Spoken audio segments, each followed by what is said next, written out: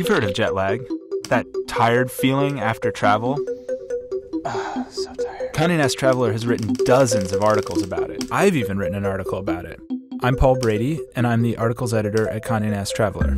I want to compile a definitive guide on how to beat jet lag, so I'm going to call up as many experts as I can to answer my questions. Hello. Hello. Hey, how's it going? Is that Dean? Hello. Hi, it's Paul. So to start it off, what are some of the symptoms of jet lag? So jet lag really is sort of just feels like if you had a bad night's sleep and you wake up and you just feel groggy, feel really nauseous. Sometimes jet lag is I can barely keep my eyes open, but I have all the energy in the world. Wish I could sleep. Me too. But why is that? Like, why are you so exhausted? There are kind of two parts of jet lag. One part of jet lag is the resynchronization of your internal clock to your new behavioral schedule. Basically, there's a 24-hour clock in the brain that is influencing all of our behaviors. These are clocks that are found in every living organism on the planet Earth that's ever been studied. A few people have mentioned circadian rhythms. Is that the same thing as an internal clock? A circadian rhythm is anything in your body that repeats itself about once a day. And we call it a circadian clock because it's circa, which means about, and dia, about a day. Right, okay. How is all that related to jet lag? If you're traveling 6 time zones, well, you're going to be going to sleep 6 hours later, and you're going to be awake 6 hours later. All these things have shifted 6 hours. The timing of your meals, when you have to be active. We call this circadian misalignment. Interesting. So pretend I'm like 5 years old. How would you explain this to me? It's like you're on a swing and you see your friend next to you and you're like, I'm going to sync up with her. So you start moving your legs and you go through this period of adjustment before you sync up. Your body does something similar.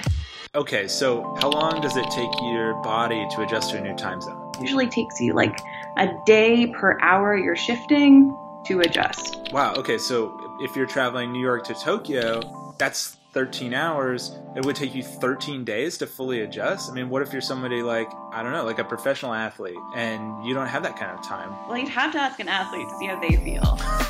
Okay, fair. Would you ever arrive, say, like a week ahead of a big match? It's not possible, especially when you go all the way to the finals. I had a few times that, having to fly all night following and then playing the next day, imagine a completely different part of the world. Were there times when you felt like you were being affected by jet lag on the court? When you have to play a night session around 7 p.m. and it is like 4 a.m. in the morning for you, you're playing basically against the jet lag. So how do you get over jet lag quickly? First thing for me was always straight off the plane. Doesn't matter how tired I was, to go for a run or a bike ride. If I go for a run, that helps out a lot. Get out in the sunlight, walk around. Why does going outside help with jet lag? You have clocks in your liver, you have clocks in your spleen, you have clocks in your brain. In order for them to work in concert with each other, this central clock remains synchronized to the outside world through regular exposure to light. Evolutionarily, you're looking at sunlight. Okay, I think I'm getting it. The body's biological clock is out of sync with the sun and needs to adjust to a new light schedule. Let's back up. Can I do anything before the trip to prevent jet lag?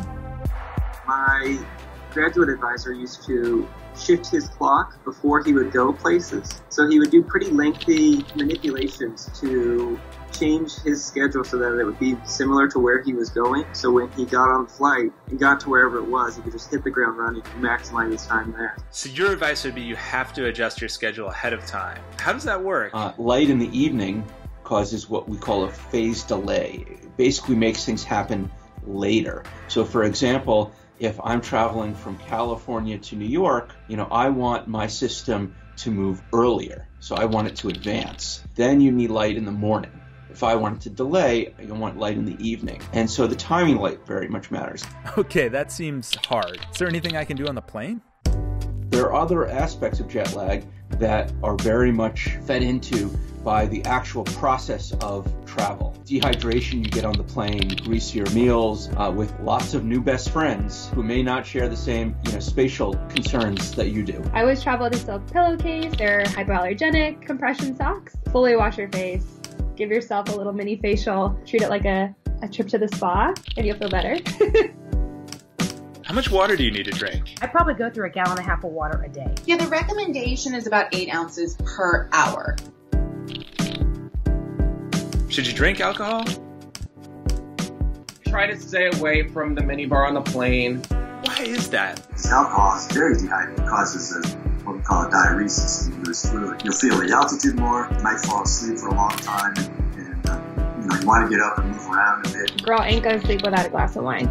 So, what should you eat? I usually recommend the low sodium meal on airplanes, and that's because it's not going to make you feel bloated as much. If it comes out looking like a TV dinner, skip it. But sometimes they do have like a salad, and it is nice to have fresh fruit and vegetables. I guess what I would recommend is try to eat on a normal schedule as much as possible, and then slowly try to transition to the new schedule that you're going to. Should you nap when you land? Don't nap, because I think we're all guilty of a 30-minute nap turning into a 4-hour snooze fest. Sleeping for 30 minutes, forget about it. If I go down for 30 minutes, I'm down for 9 hours. Do not take a nap or you're dead.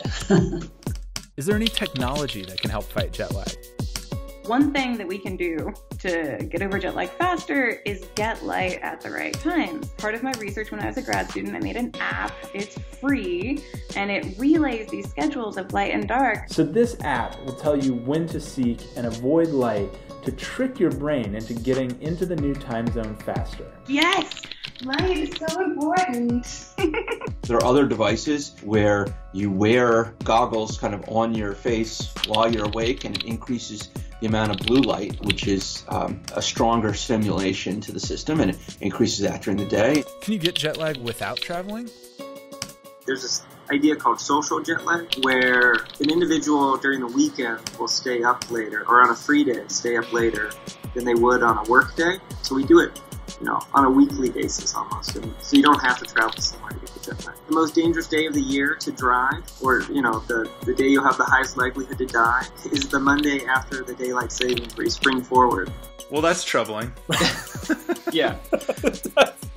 After all this, I still wanted to know, are there any benefits to jet lag? Just as like a day-to-day life thing, I'm super religious about my light exposure, like even if I'm not traveling. And it's come about from me doing this science. I've gotten to the point now where if I get light at night, especially blue enriched light that's like really cold, I'm like, oh, get that away from me at night. What have you learned from jet lag? You could almost just say, I know it's going to happen, so I'm just going to try and make the flight as comfortable as possible. And that's the biggest takeaway. Embrace the jet lag. It allows you to see a city in a new light. If you're not normally a night person, you can take the nightlife in. If you're not normally a morning person, maybe you'll see the sunrise in a beautiful place. The most important thing to remember is that this is your body's natural response to a very unnatural thing, like flying halfway around the world in 14 hours.